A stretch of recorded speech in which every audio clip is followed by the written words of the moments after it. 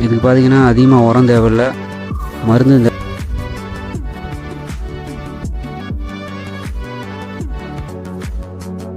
இப்போ இது மட்டும் அறுத்துருங்க.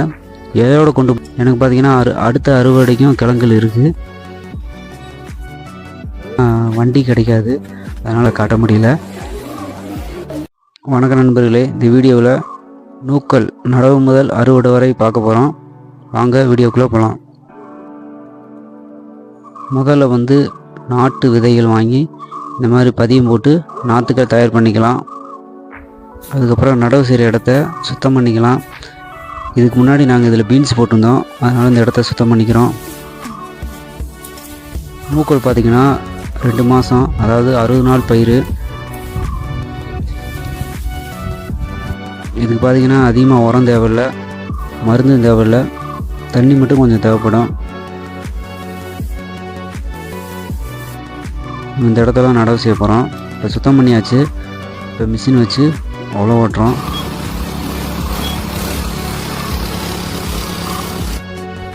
அதுக்கப்புறம் இந்த மாதிரி நேராக கோடு கிழிச்சு அதுதான் நம்ம நடவு செய்கிறோம். நூக்கல் நடவுக்கு பார்த்திங்கன்னா ரொம்ப ஆழம் தேவை கிடையாது. மண் மட்டும் கொஞ்சம் கல் இல்லாமல் பொது பொதுன்னு இருக்கணும்.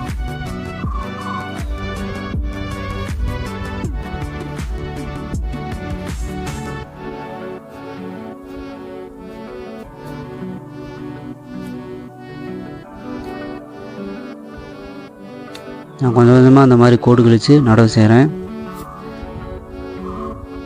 நாற்றை பறித்தோன்னா டக்குன்னு நடவு செஞ்சிடணும், ரொம்ப நேரம் வச்சுருந்தா வாடிடும்.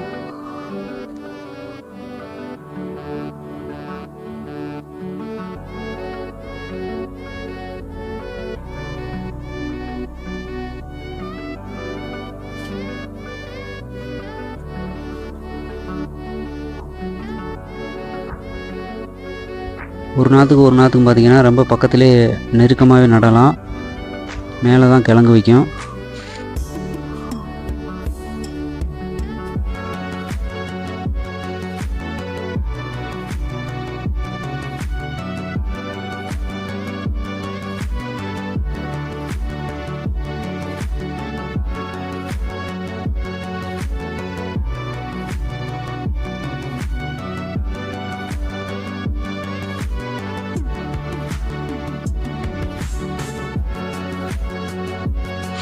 பயிர் பார்த்திங்கன்னா ரொம்ப குறுகிய கால பயிர், 60 நாளில் நம்ம அறுவடை எடுத்துடலாம்.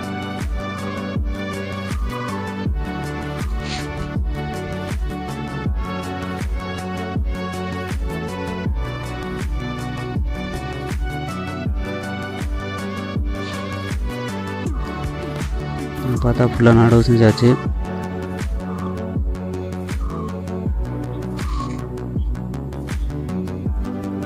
அதுக்கப்புறம் பார்த்திங்கன்னா நல்ல மழை பெஞ்சிச்சு.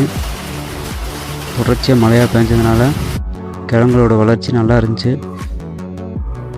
இது பார்த்திங்கன்னா 40வது நாளில் சின்ன சின்ன கிழங்குகள் வைக்க ஆரம்பிச்சிருச்சு. பாருங்கள்,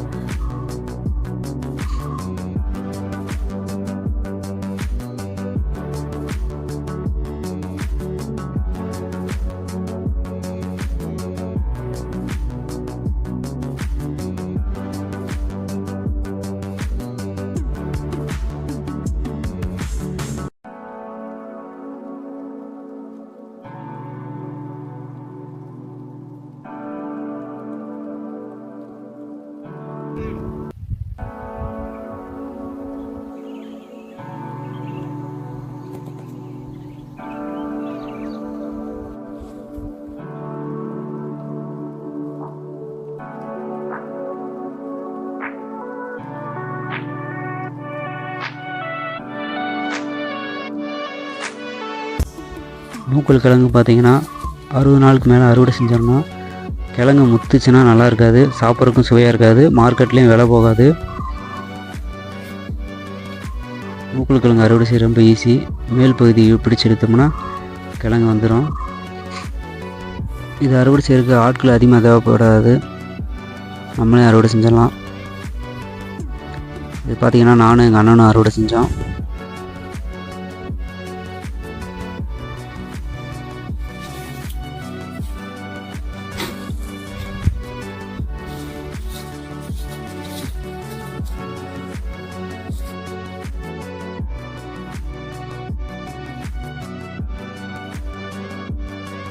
நாங்கள் அந்த கிழங்கு பார்த்திங்கன்னா மருந்து அடிக்கலை, மாட்டுச்சாணம் கூட வைக்கலை, தண்ணியிலே வளர்ந்துருச்சு.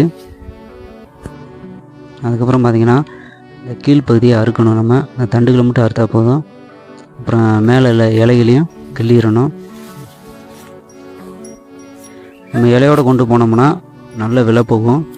நாங்கள் அந்த வாங்குறவங்ககிட்ட கேட்டோம், அவங்க இலை இல்லாமல் கொண்டு வாங்கினாங்க. அதனால் இலை இல்லாமல் கொண்டு போகிறோம். நாங்கள் ஒரே ஒரு நபருக்கு மொத்தமாக கொடுத்தோம். அதனால் அவர் இலையை எடுத்துகிட்டு வாங்கன்னு சொன்னாங்க. அதனால் இலையை எடுத்து கொண்டு போகிறோம். இதை நடவு செய்கிறவங்க இலையோடு கொண்டு போங்க, தண்டு பகுதி மட்டும் அறுத்துருங்க. இலையோடு கொண்டு போனீங்கன்னா நல்ல விலை போகும். ரெண்டாவது கிழங்குகள் ரொம்ப நாளைக்கு கெட்டு போகாமல் இருக்கும். அதனால தான் இலையோடு கொண்டு வர சொல்லுவாங்க. எனக்கு பார்த்திங்கன்னா அடுத்த அறுவடைக்கும் கிழங்குகள் இருக்குது பாருங்கள். இதெல்லாம் அடுத்த அறுவடைக்கு. இது பார்த்திங்கன்னா ஒரு 10 நாளுக்கு அப்புறம் எடுத்தோம்னா நமக்கு கிடைக்கும். பெருசாக இருக்காது, இருந்தாலும் 2வது அறுவடை செய்யலாம்.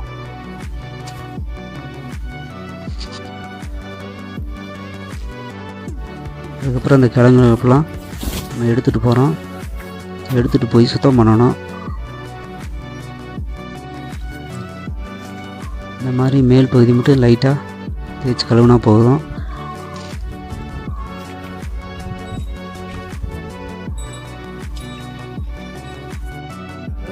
இப்போ பார்த்திங்கன்னா நாங்கள் சுத்தம் பண்ணிட்டோம். அதுக்கப்புறம் மூட்டை பிடிச்சி மார்க்கெட்டுக்கு கொண்டு போகிறோம். எங்கள் பகுதியில் பார்த்திங்கன்னா இந்த டைமில் பார்த்திங்கன்னா வண்டி கிடைக்காது. அதனால் குதிரையில் தான் நாங்கள் கொண்டு போகிறோம். அப்புறம் கொஞ்சம் கிழங்கு பார்த்திங்கன்னா பழனி முருகன் கோயிலுக்கு அன்னதானத்துக்கு நாங்கள் கொடுக்குறோம். அதனால் நாங்கள் பழனிக்கு கொண்டு போகிறோம். கோயிலுக்கு மேலே பார்த்திங்கன்னா மொபைல் கொண்டு போக அலோடு கிடையாது. அதனால் மேலே இருக்கிற காட்ட முடியல.